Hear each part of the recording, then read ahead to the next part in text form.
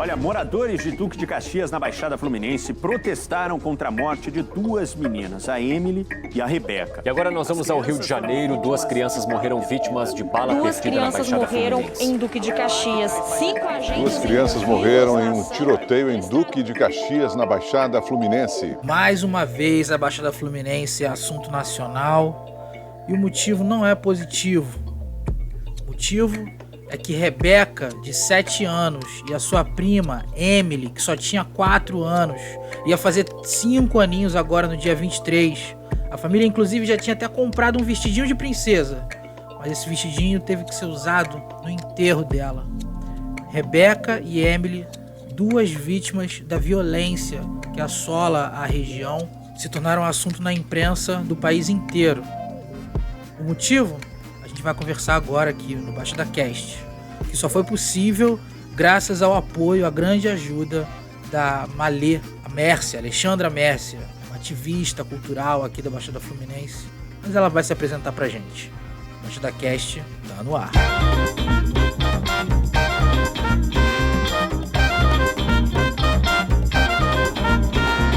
Oi gente, eu sou Malê, sou do Movimento Caxias, aliada do site da Baixada, e tô aqui chegando no ato que está sendo feito agora aqui na Praça do Teatro Raul Cortez, pedindo justiça por Emily e Rebeca, as crianças de 4 e 7 anos que foram assassinadas nessa sexta-feira pela polícia. A Malê forneceu imagens do protesto que aconteceu nesse domingo, ela contou um pouco da história do que aconteceu, e o que você precisa saber já está na imprensa. A maioria das informações relacionadas ao assunto já circularam na mídia, saiu na CNN, na Band, na Globo, na Record, na Rede TV, em todos os lugares, os espaços midiáticos conhecidos estão contando essa história. Acho que uma coisa muito importante antes da gente entrar nos desdobramentos desse assunto é sinalizar que a imprensa não está mais dando só a versão da polícia.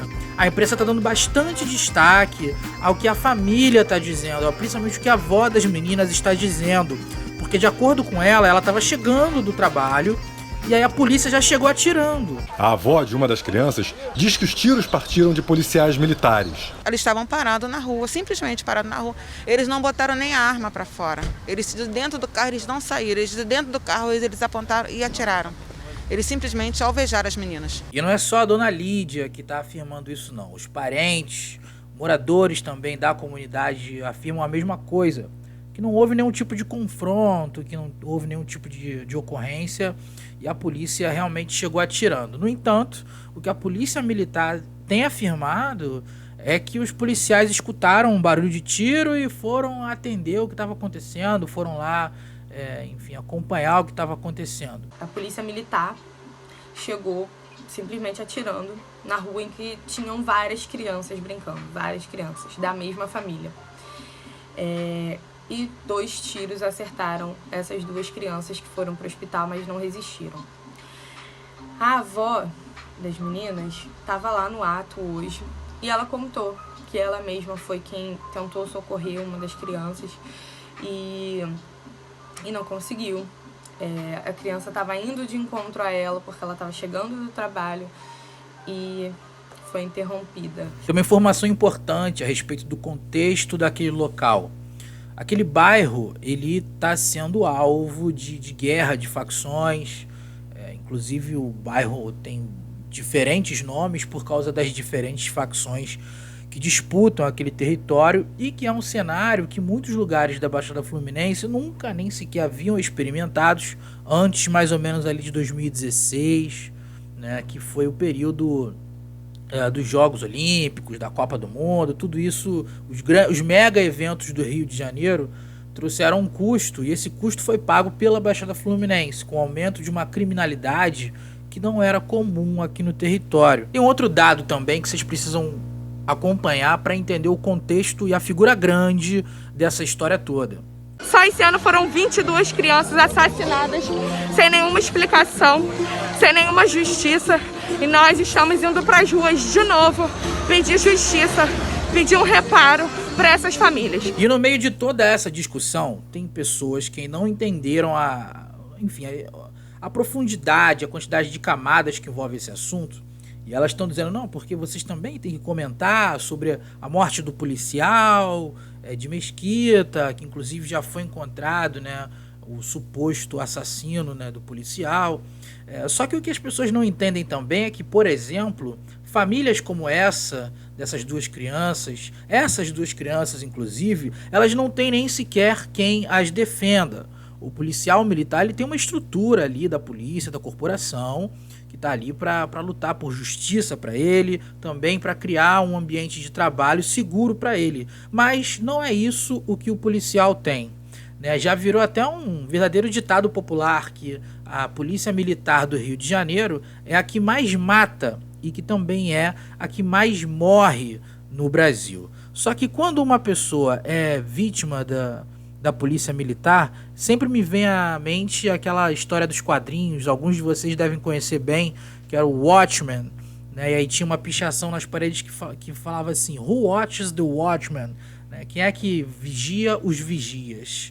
Então precisamos cobrar com um pouco mais de veemência a respostas, né? A resposta dessas instituições, afinal elas monitoram a si mesmas praticamente.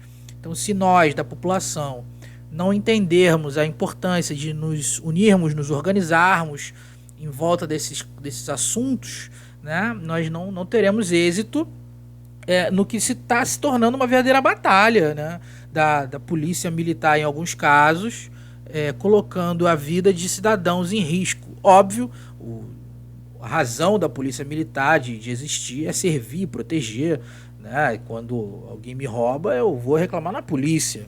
No entanto, em alguns territórios, em alguns lugares, a abordagem da polícia é diferente. A abordagem dela não é tão voltada para o servir e proteger, e tem muito mais a ver com o combate bélico, com o confronto bélico com com o tráfico, com a milícia. E é disso que a gente está falando e nós precisamos ficar atentos a isso.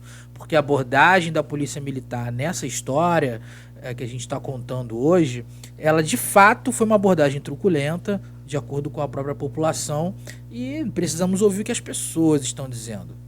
Mas qual é o futuro dessa situação toda? Ela está se desenrolando e uma das pessoas que estiveram presentes nesse ato de domingo, né, que envolveu também famílias que já foram vítimas da violência do Estado, uma dessas pessoas que estavam presentes lá é o Wesley Teixeira.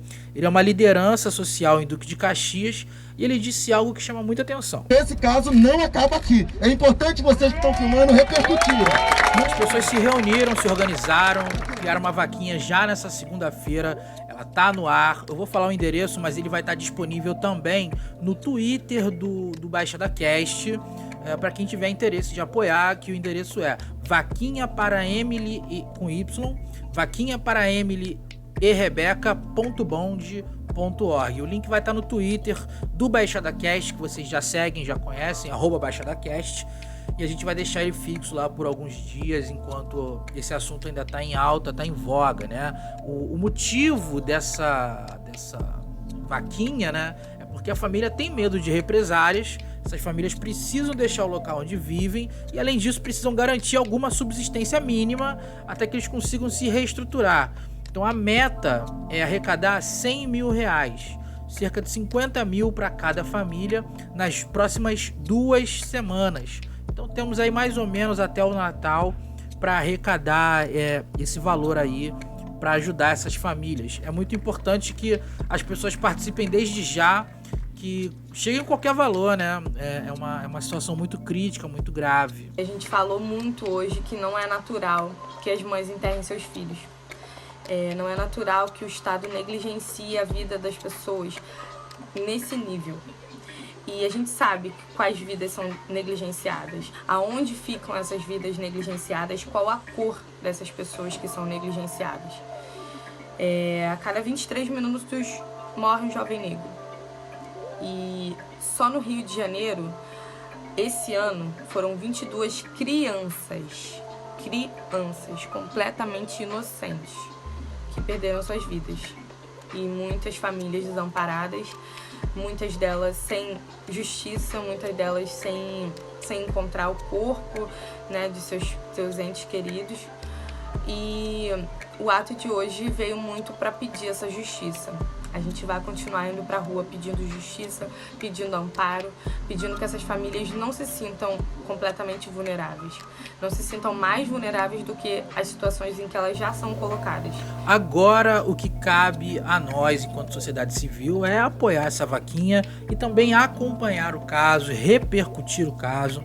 É muito importante que ele não passe, que ele sirva também como uma lição, como um lembrete de que a sociedade civil está atenta aos seus direitos, está atenta à cobrança sobre as autoridades, né? E que também as autoridades consigam repensar a segurança pública no estado do Rio de Janeiro, principalmente, né, que é a nossa região, e que esse repensar envolva a arte, a cultura, a educação, a geração de empregos, enfim, a criação de um cenário, de um ambiente ideal para o desenvolvimento da juventude, para um desenvolvimento dessa juventude que consiga, pelo seu próprio esforço, alcançar os seus sonhos, realizar as suas vontades, consumir arte, consumir cultura, produzir novidades, porque a gente sabe o quanto o subúrbio é potente. O site da Baixada é um grande exemplo disso, de que é possível produzir coisa boa, é possível repercutir coisa boa que acontece no nosso território, que é a Baixada Fluminense. Lembrando que o link desse financiamento coletivo vai estar disponível no Twitter, @BaixadaCast. E se você tiver também alguma mensagem para mandar aqui pra gente, sugestão de assunto, enfim, qualquer tipo de palavra, uma palavra de afeto, de carinho também cai bem, manda pra gente no Twitter, @BaixadaCast, e também no Instagram, @BaixadaCast. Eu sou Wesley Brasil, editor do site da Baixada, apresentador aqui desse humilde podcast. E não posso deixar também de citar os créditos desse programa. O programa de hoje que teve áudios da Band Jornalismo, da CNN Brasil, da Rede TV e, claro, da Mércia, né, a Malê, que mandou também todos esses áudios e nos ajudou bastante na construção do programa de hoje. Muito obrigado a você que escutou a gente até o final. Lembre-se também, se possível, depois de contribuir com a campanha de arrecadação para as meninas que vai estar no nosso Twitter, lembre-se também de chegar junto no catarse.me/site da Baixada. Somos uma iniciativa totalmente independente, que está aqui voltada para falar de conteúdo do território, para falar principalmente de cultura, mas às vezes a gente vem aqui também no programa para falar de segurança pública, para falar dos absurdos que acontecem no nosso território, que a gente está atento. Até o próximo episódio. Tchau, tchau.